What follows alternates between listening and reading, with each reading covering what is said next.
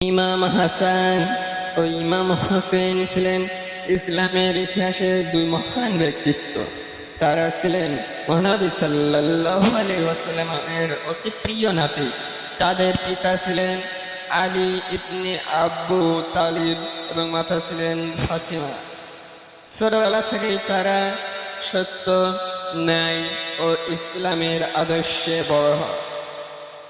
ইমাম হাসান রাদিয়াল্লাহু তাআলা আনহু ছিলেন অত্যন্ত শান্ত, দয়ালু ও ধৈর্যশীল। তিনি সবসময় মানব মুসলমানদেরকে মধ্যে শান্তি প্রতিষ্ঠা করতে চাইতেন। এক সময় মুসলমানদের মধ্যে বড় ধরনের বিরোধ সৃষ্টি হলে তিনি যুদ্ধ লড়ানোর জন্য নিজেদের নেতৃত্ব ত্যাগ করে। তিনি চেয়েছিলেন মুসলমানদের মধ্যে রক্তপাত বন্ধ হোক। তার এই মহান ত্যাগ ইসলামের ইতিহাসে এক উজ্জ্বল দৃষ্টান্ত হয়ে আছে। অন্যদিকে ইমাম হোসেন রাদিয়াল্লাহু তাআলা আনহু ছিলেন সাহস, সত্যবাদিতা ও আত্মত্যাগের প্রতীক। যখন অত্যাচারী শাসক ইয়াজিদ অন্যায়ভাবে ক্ষমতা গ্রহণ করে, তখন ইমাম হোসেন রাদিয়াল্লাহু তাআলা আনহু তার অন্যের বিরুদ্ধে দাঁড়ান। তিনি সত্য ন্যায়ের পথে অটল ছিলেন। তিনি কখনো অন্যের কাছে মাথা নত করেননি। এরপর ঘটে ইসলামের ইতিহাসের সবচেয়ে হৃদয় বিদারক ঘটনা, কারবালার ঘটনা। কারবালার ময়দানেতে ইমাম হোসেন রাদিয়াল্লাহু তাআলা আনহু তার পরিবার ও অল্প কিছু সাথী নিয়ে সত্যের পক্ষে দাঁড়ান।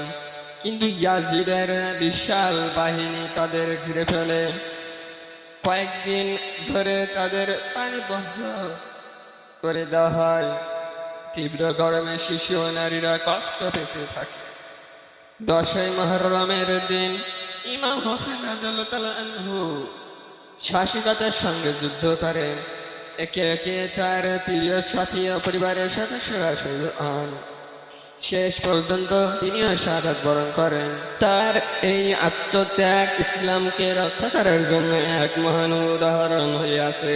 কারবালার এই ঘটনা মুসলমানদের হৃদয়ে আজও গভীর বেদনার সৃষ্টি করে।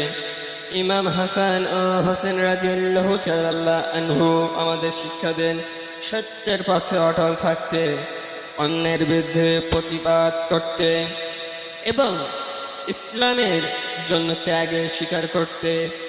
তাদের জীবন মুসলিম উম্মাহর জন্য এক অনন্য নিদর্শন।